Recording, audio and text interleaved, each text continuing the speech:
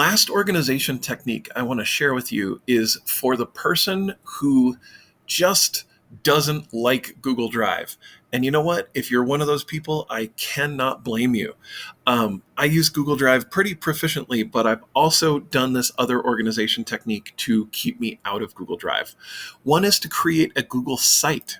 It turns out that almost any resource that I want to maintain, I put on a Google site if it's for just me, or as long as it's not anything private, or if it's for anyone might benefit from this. In fact, the professional learning technology page was almost completely built by me as a way of keeping all of these different products that we can talk about organized, including how to organize Google Drive. I come to this page to help me remember what files and what I need to talk about in these videos, for example. Beyond a Google site, which might just be a little bit too complicated for most people, but let's talk about a Hyperdoc. And I think this is pretty approachable. And I'm going to open this sample Hyperdoc. You can find this in Schoology in the resources page under Google Drive organization. Click here, and it'll open a Google Doc. There's nothing fancy about this Google Doc, and it's all fake information. There's nothing real on here. But I really did build one of these while I was learning how to try on this new hat. And it was like, how do I manage all the things that I need to make this process work? Well, I built a Hyperdoc. And so anytime I wanted to, I would make sure I emailed these 4 people. This is all fake names and fake information. And I needed to promote things, so I had email addresses for different departments I was promoting in the health services and in the office professionals and with teachers, and it all required all these different contact informations.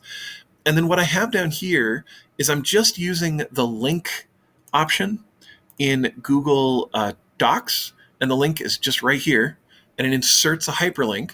And these are all the links that I would use to do my job, to help with the IT Training Center or my part of professional learning. So this doc here goes to a spreadsheet, but this doc here goes to a different spreadsheet, and this one goes to a website, and this one has a bit.ly, a short link. This has a Google Doc. And this helps me so much more than Google Drive because I'm using text features and text structures. I'm using bullet points. I'm using blue for links. I'm using bold to help me know where that file is. And if this helps you find something better than Google Drive, you can build a Hyperdoc that makes it so you don't ever have to work in Google Drive again, basically.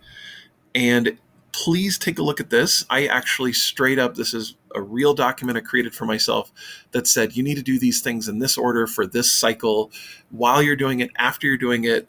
And all these links help me, instead of going, okay, where is that file called Finding New Facilitators? And I go to Google Drive and I type in Finding New Facilitators. And what's nice is that while you're learning your new job, making a Hyperdoc will not only help you in the future, it'll help you right now to wrap your head around all the people you need to know, contact, be in contact with, reach out to, and all the files people are throwing at you and sharing with you. One last possibility is this Hyperdoc. Please consider it as a way of keeping your Google Drive organized.